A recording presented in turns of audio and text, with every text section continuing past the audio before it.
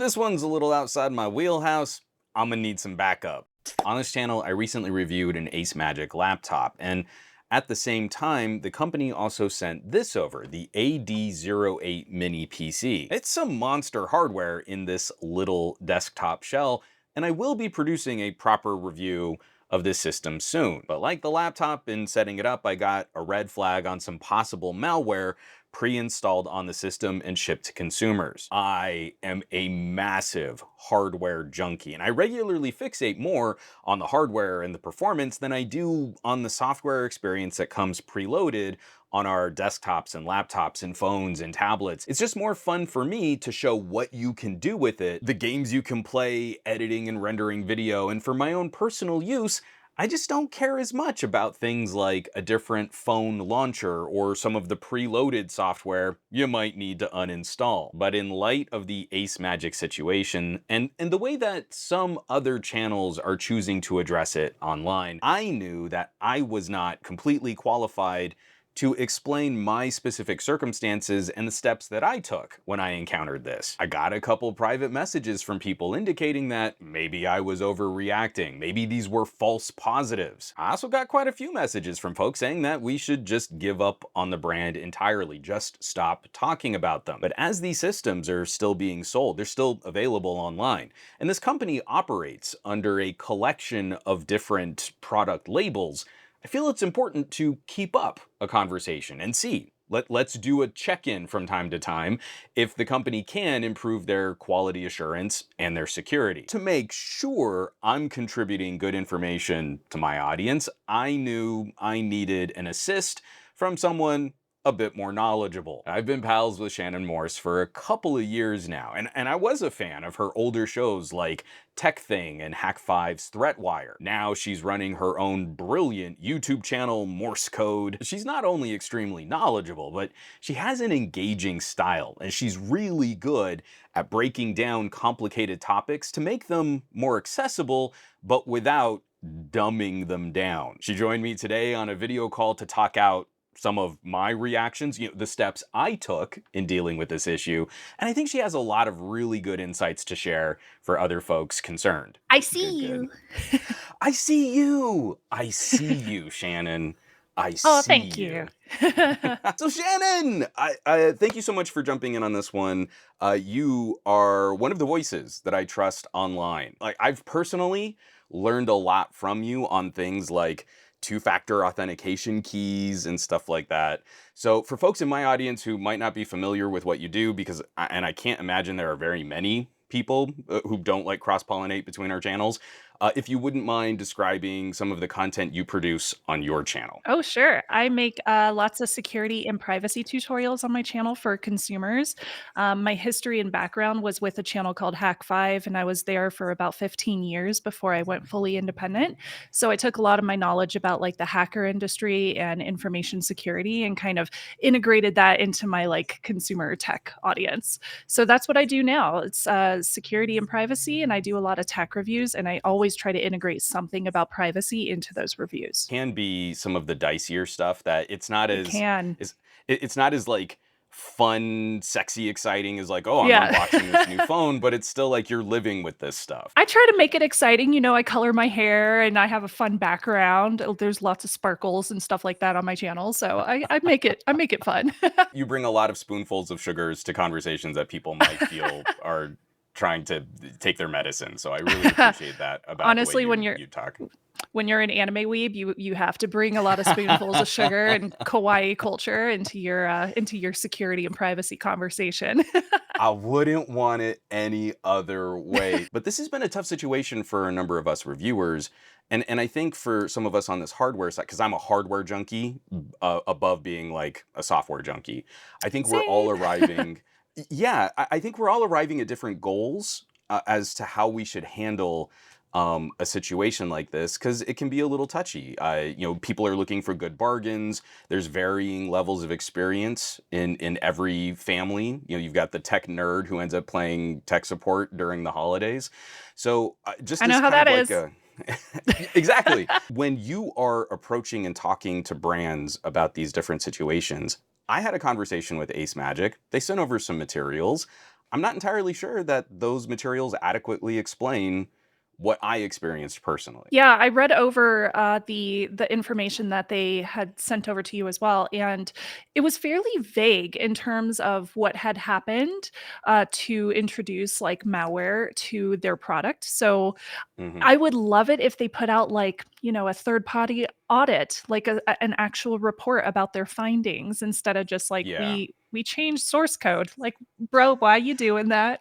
Why Yeah, you let changing me source code?" let me if you don't mind, let me just read real quickly, not their full press release, but just the what I feel is the important part, the second paragraph here of their self-examination. Upon meticulous examination, it was revealed that our software developers, in an effort to enhance user experience by reducing initial boot time, made adjustments to the Microsoft source code, including network settings, without obtaining software digital signatures. And the RGB lighting control software was also without one.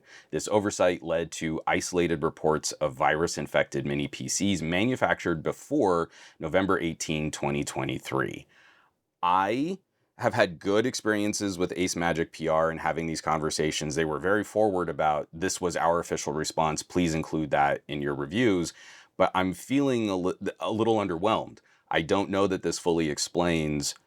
I don't know that digital signatures on software that's been altered from Microsoft's code is a great explanation for what consumers are experiencing. I'm in agreement with you, and I think a lot of times, like when it comes down to signatured software, there's a reason that Hmm. that exists, and it's to authenticate and verify that the product that you are receiving is the product that you had purchased from an actual verifiable and authenticated brand.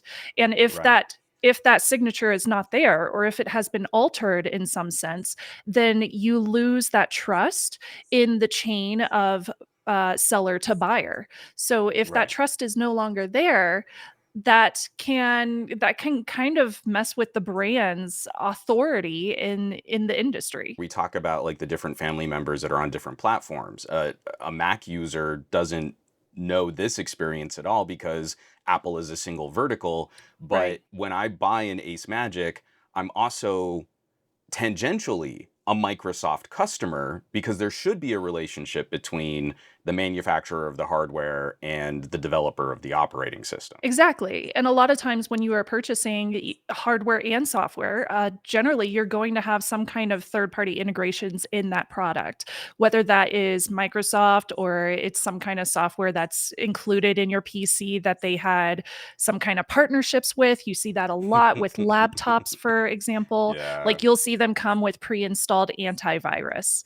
Like that's pretty common. So having signatures for all those different softwares is it's extremely important when it comes down to being a consumer. I thought it was interesting how they mentioned, well, we've managed some of the settings in Windows and we've also installed software, additional software on top of that. My Right. personal experience was software getting flagged for Chrome, which is very atypical for a Windows setup.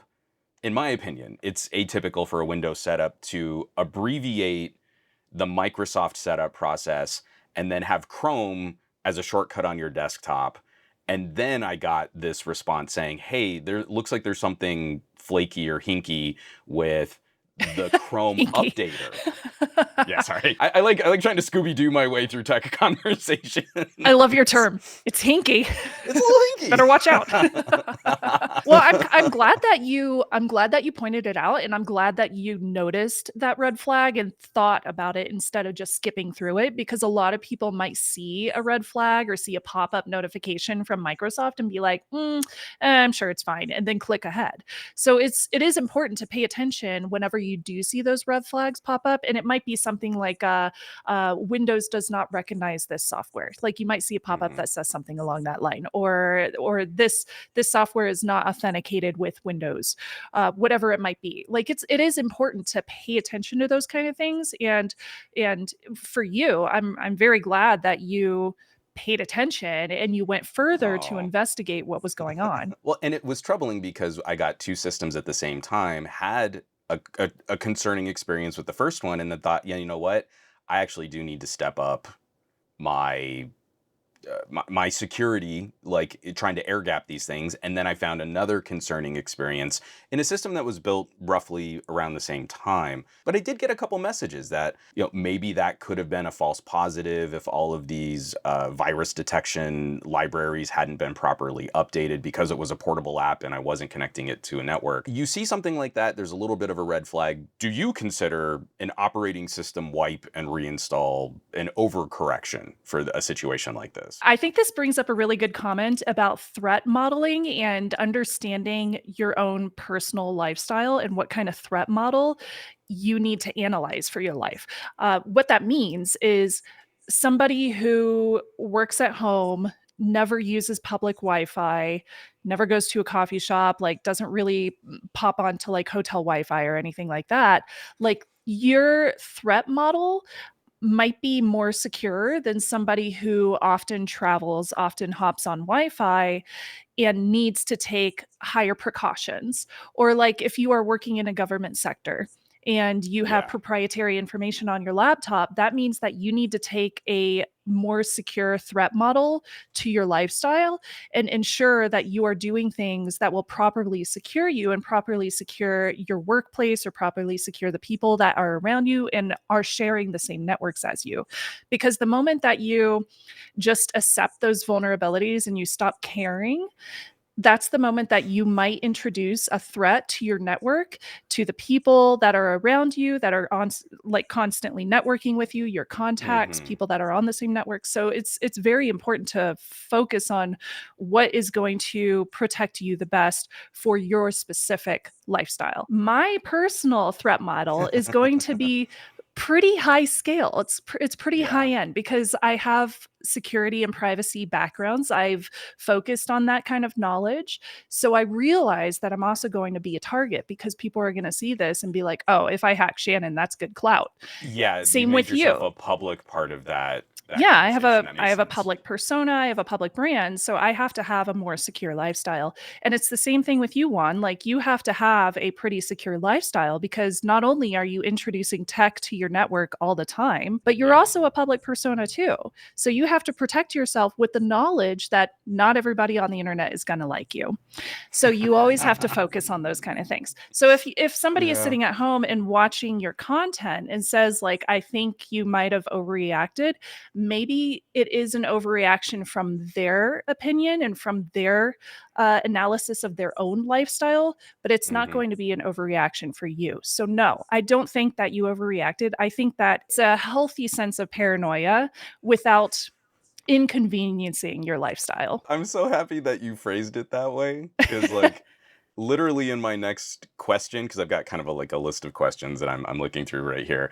The first sentence is, I've gotten really paranoid with anything that touches my network. I mean, you So have to be. a little bit. I really do need to get a bit better about having maybe better partitions, on my network for where Yes. things can access the internet. And I'm taking those baby steps now. But it sounds to me, like I struggle with the idea of firing up a new machine, getting it online, installing protection software from the web. It sounds like what you're describing here, I don't feel it's unreasonable to be concerned even about that limited access of a new Yeah. device reaching out to the web. When you're describing this, do you think that that's a reasonable concern for other consumers operating on a home network? I'm trying to pitch more people to network attached storage, but then you get a new mini PC and it starts to see everything on your network before you Right. can get malware bytes on your system. Is Right. that already a threat vector, even if you're not like me with dozens and dozens and dozens of gadgets on your network? I'm so glad you said that because absolutely. One of the Okay, good. things that I do in my household is partitioning my network. I have a very, very over advanced networking rack with a Ubiquity network switch with like 24 ports on it. Love It's it. ridiculous. Like I love people it. people that have home networks, like that's probably way too much for normal people. But you can still take a lot of the same precautions that I do and put those onto Hmm. your network. For example, you can partition your Wi-Fi networks into separate networks. So you can have one that requires a sign in for all your guests, and then you can have a separate network for all of your IoT gadgets, because IoT historically has so many Yeah. issues with security and privacy, whether it's default passwords that you can't change, or they have really old software that you can't update, or it hasn't been updated in 3 years, or you buy it used and somebody Yeah. has put malware on it. Like, you never know. So having all that stuff on a separate IoT network, so it can't access my network attached storage, it can't access my photography, it can't access my all my important tax documents, all that stuff. Yeah. Having it all Exactly. separate is a really good idea. And when it comes to you, having a separate network, like a test network for all your Hmm. Wi-Fi gadgets, even your LAN gadgets, where you can whitelist specific IPs and just put them on this Yeah. network, that's such a great idea, because then you don't have to worry about those things seeing anything else on your network, because each Yeah. network is considered a separate network. Technically, they're not. They're all plugged into the same thing, but you can, in software, oftentimes blacklist or whitelist specific ports or specific Hmm. IPs for all these different products. Now, some gadgets, like some Wi-Fi routers, won't let you do that. That's one of the Hmm. reasons I updated to a Ubiquity one, because it does Yep. let me do all that stuff. It's kind of complicated, but I have done a Yeah. walkthrough on my own channel kind of describing how to do that kind of stuff. Specifically your conversations about the Ubiquity, because it did Oh, encourage me thank you. to also go and get a little. It's not as fancy as Ubiquity, but I did pick up a little QNAP hardware Oh, switch, yeah. just so again I could have a little bit more. So I've got a business grade router into a business grade switch. So I've got like 3 steps before something should be able to get to my network storage. But even Good. then, it was like I got this mini PC and I was like, oh, I've got to rip out the SSD now and try to scan it in like a virtual environment on another system that's air gapped away from my network. Like I got a little precious, but I kind of feel like it was probably the better step to take. So I think with new computers, there are a few steps that you do need to take. And you did mention one of them, which was air gapping. And when you first Mm, set up a new computer, a lot of people think that you immediately need to set it up on the internet, and you don't yeah. necessarily have to. Not even in Windows 11, even though Windows 11 is Hmm. like, please set me up with a Microsoft Windows account, me, like set it up on the internet, go ahead and update your software. You don't have to do that. You can unplug it, run a quick little code, and it will allow you to skip that part of the setup, which Hmm. is amazing. I don't know Yeah, why it's I didn't know helpful. this earlier, but yeah, it's extremely helpful. So, setting up new computers without internet so that you can get to the desktop of that new computer and then run some malware software on it. So, Hmm. I always use Malwarebytes. Yeah. It's one of the recommended ones that I've used for like a decade, and it's very similar in that it's looking through a bunch of libraries of flags that have been reported through the community to determine whether or not there is malware on that machine. Microsoft also has very good antivirus Yeah. pre-installed on home machines nowadays. So you don't necessarily have to download third-party antivirus software in order to scan your machine. So running that malware analysis, making sure you don't have anything on there, and then Right. running antivirus is so important. And that's just like a one of the basic like first steps that you can take whenever you get a new Hmm. machine. One, there's like a little xenophobia because we are talking Mhm, about a bunch of these like Chinese, they're smaller firms that aren't as resource rich. mhm. But even though it's far less common that we hear these kinds of stories out in the media, I mean, even brand name manufacturers have had issues with Oh, yeah. malware and preloaded software being flagged as malware. What you mentioned actually answers 2 other questions that I had later on. The best practices, things to kind of start. But let's say someone's already made it through part of that process. Are there any situations that you look out for as a potential red flag when you're Ooh, playing with a gadget that you've already kind of lived with a little bit? Something that right. might kind of trigger the danger Will Robinson robot in the back of your brain. Well, one of the more advanced things that I will sometimes do is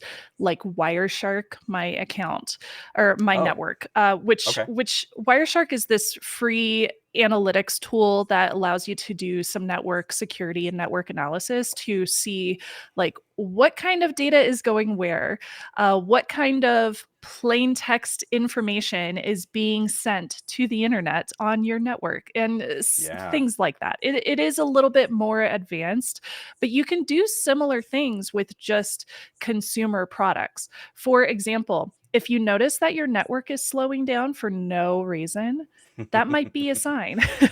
Yeah. If you see like weird pop ups on your computer that go nowhere, or if you see the command line pop up for 2 seconds and then disappear, Yes. that might be a sign. So there are these little things that you might notice that you're like, that was weird.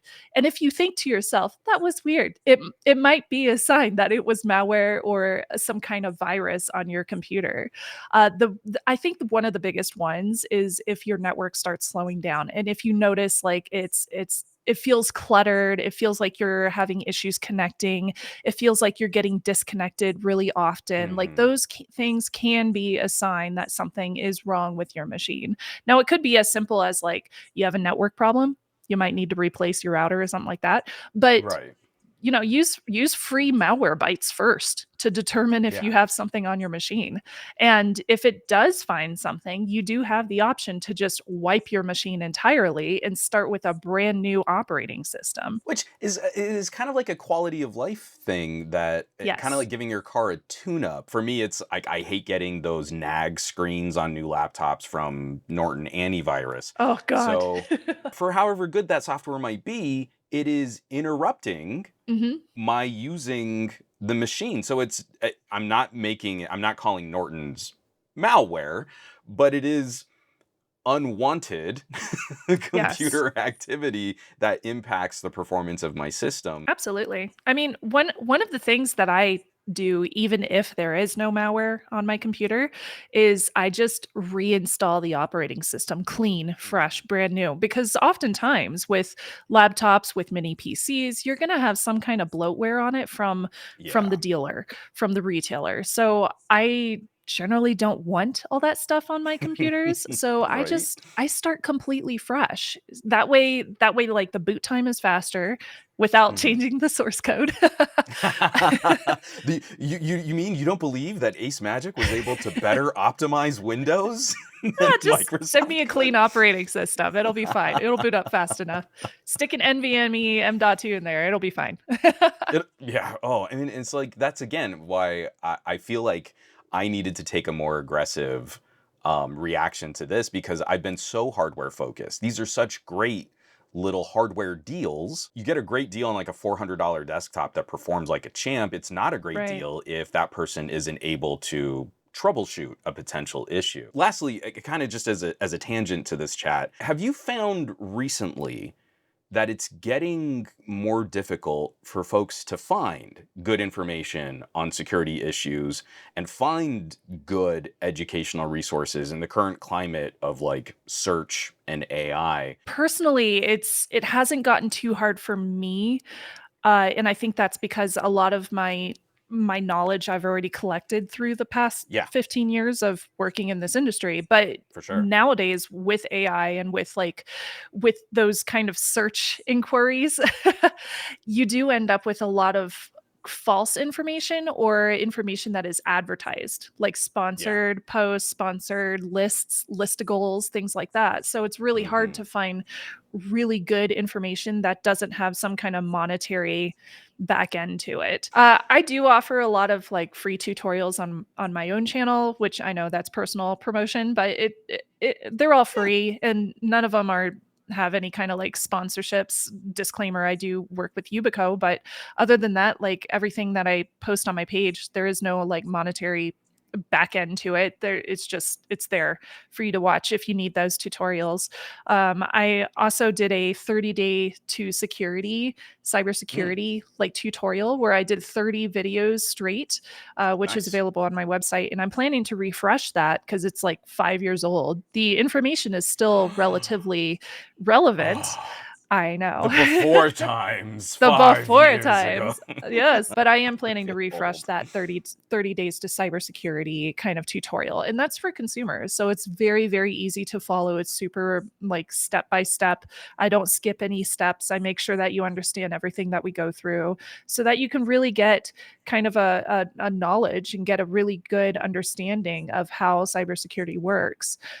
There's also a whole bunch of really good books. One of my favorite publications is No Starch Press, and they teach a lot of more advanced knowledge for consumers who are interested in getting into security and privacy and cybersecurity, because that way you can really learn, how do these machines work, how does Yeah, Linux work if you want to switch to that operating system, for how sure. do I understand the command line if you've never used a command line before. Like it really gives you, they have a lot of books that go through that kind of information, and that's one of the one places that I really, really took to when I was learning Mhm. how to use all sorts of different kinds of software. I feel like it's people near our age that have to be the translators Right. for older people that grew up on older technology making this Yeah. transition into new stuff, and then younger people who haven't had the same kinds of troubleshooting experiences, where old operating systems for us were a never ending exercise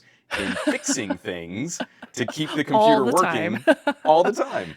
So, Shannon, I really appreciate you taking the time to have this chat with me. You were singularly one of the voices that I felt could kind of lend just a little bit more insight. You've given us some great resources, but just to kind of put a fine point on it, where can people find more info on what you do, and like you were mentioning, the projects that you have coming up? The best place is my YouTube channel. It's youtube.com/Shannon Morse, which is spelled exactly like my name is spelled. And the show I do on that channel is called Morse Code, but I promise I will not do any programming on that channel. It's all easy stuff. It's all for consumers, and it all of it is security and privacy and tech review oriented. Yeah, you keep all the like black hat hacking on like a separate channel, right? That's a different thing. Was I not I keep supposed all to that bring private. up? No, Was- that's on my Discord. you can't join the Discord unless you can find the Discord. Again, another huge thank you to Shannon Morse for jumping in. She's just a lovely person to chat with, and it's refreshing. Talking with someone that you know they really know what they're talking about. I normally don't do behind the scenes, but I can't tell you how many times I was getting ready to ask a follow-up question on that call, and she was already moving on her own and answering what I was about to ask her. Really great stuff. So I have all of her important links in the description below this video, her YouTube, her personal site, and if you have the means to support directly, please consider checking out her Patreon. We want to make sure we're looking out for channels doing good work, especially in this current YouTube climate. As always, thanks so much for watching, for sharing these videos, subscribing to the channel. I will be doing a full hardware review on this mini PC too, but I hope this contributes to the overall discussion on what we should be doing and what we should be looking out for, and how each of us are going to be making our own decisions on what's reasonable and what we feel is safe. All the support lately has been absolutely fantastic. Those of you who are clicking on links in video descriptions, hitting my home site, SomeGadgetGuy.com, or maybe you're joining the list of names scrolling by on your screen from my Patreon, patreon.com/SomeGadgetGuy. This list is basically the coolest collection of tech pals in the universe, so I hope you'll check them out. Now, you know where you can find me around the rest of the internet, at SomeGadgetGuy, basically everywhere. But these days, I'm trying to spend a bit more time on the Mastodons, a little less so on the Facebooks and the Instagrams, and definitely not on the Twitters. And I will catch you all on the next video.